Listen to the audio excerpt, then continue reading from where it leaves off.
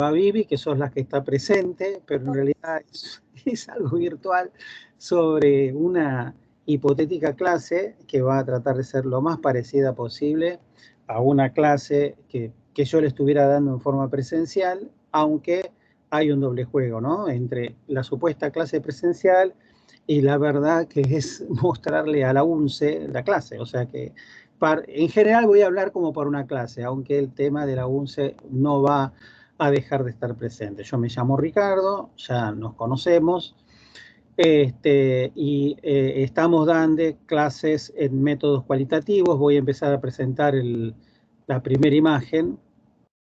A ver, esto que demora un segundito. La primera imagen, entonces, acá está.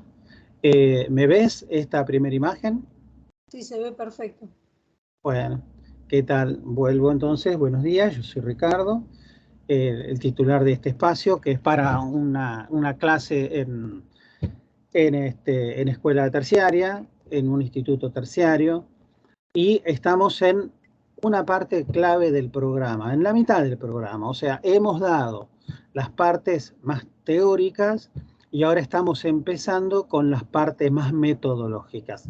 En general, la teoría hilvana con la metodología y con la técnica, y son inseparables, y por supuesto, las orientaciones, los paradigmas están un poco por encima, pero hay una vinculación entre técnica, metodología, teoría y paradigmas.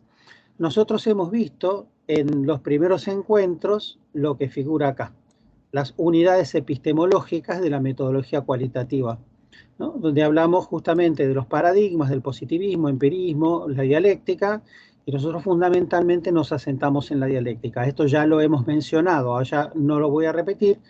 Sí hemos trabajado con la comparación entre métodos y orientaciones cuantitativas y cualitativas, y nosotros nos centramos en las cualitativas, que es el espacio que nos ocupa. La unidad 2 ha sido más bien vinculada con los aspectos teóricos de contenido interdisciplinario, donde hemos visto un montón de textos para profundizar ya no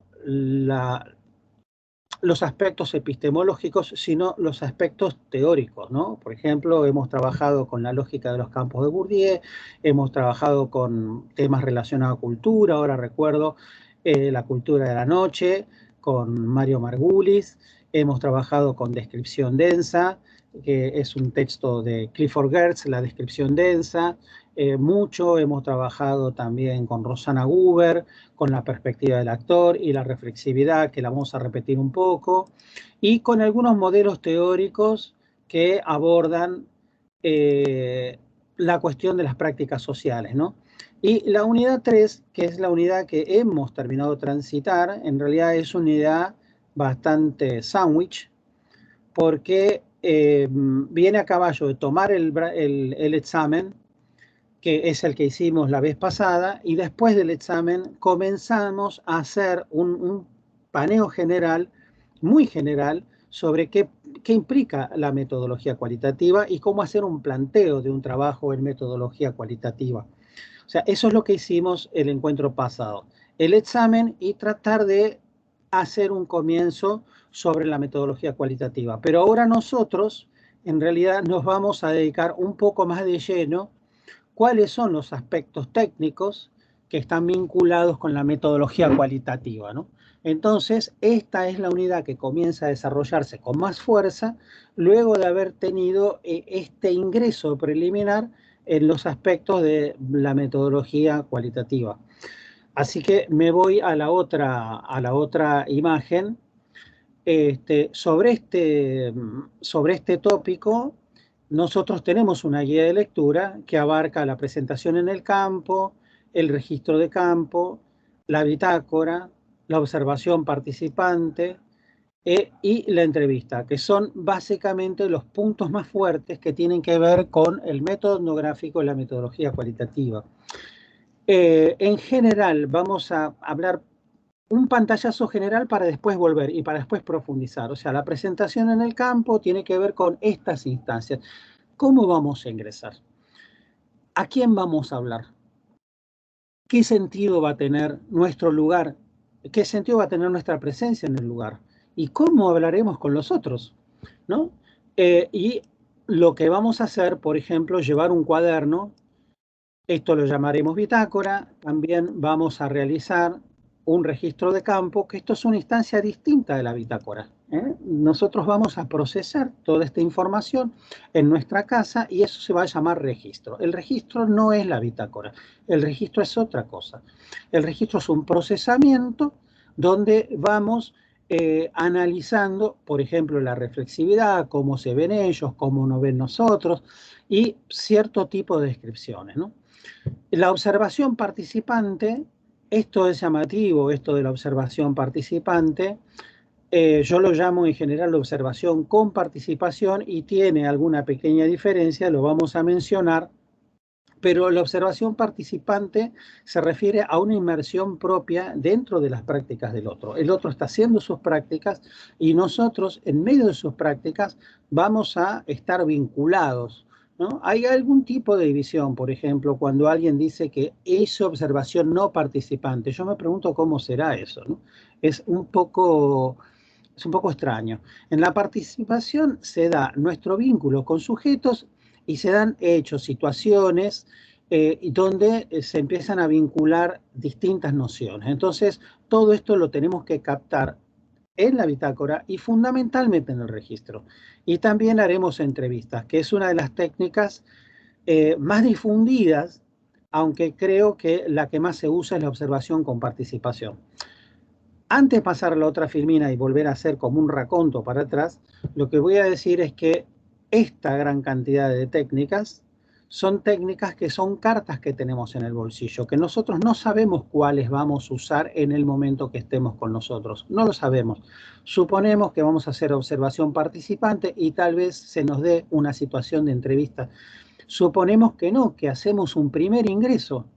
Y este primer ingreso nos resulta que puede ser más llevadero o menos llevadero. Y no sabemos si vamos a abrir un cuaderno o no. O sea, esta es una de las características que tiene la metodología cualitativa. Es heterodoxa y necesita que nosotros conozcamos estas técnicas para saber qué tenemos que aplicar en cada momento. No sabemos con total exactitud qué es lo que vamos a hacer, pero sí sabemos qué vamos a hacer en cada momento.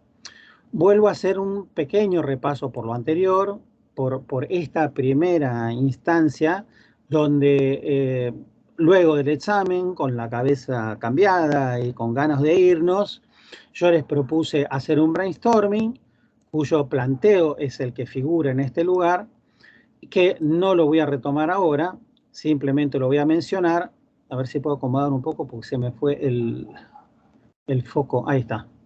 Pero fundamentalmente hemos trabajado el poema de Pablo Neruda, que sí quisiera repetir un poco, ¿no? El poema de Pablo Neruda, que lo hemos leído en clase y lo hemos debatido en clase, pero yo quisiera retomar un aspecto, ¿no? Tanto se ve en la literatura como en el trabajo de campo, que en general hay una danza de los sujetos, ¿no? El poema nos plantea, por ejemplo, nos plantea preguntarnos cuántos sujetos hay. Esto es una buena pregunta. ¿Y cómo se comportan los sujetos? Y esto es algo que se requiere ser experto en la metodología cualitativa para poderlo